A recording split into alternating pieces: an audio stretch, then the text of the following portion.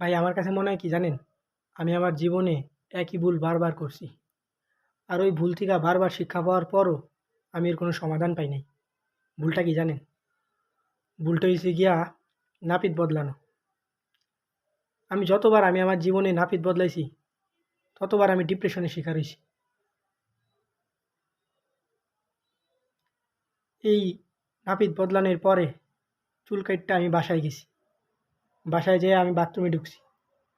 ঢুকার পরে আমি আয়নার দিকে যখন তাকাইছি, আমার মনে হইছে শালার কিল্লিগা চুলটা যে কাটলাম।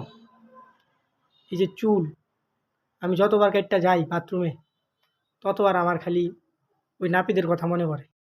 এই যে ডিপ্রেশন আর এই যে চুল, কবে যে শেষ হইব আমি নিজেও জানি না।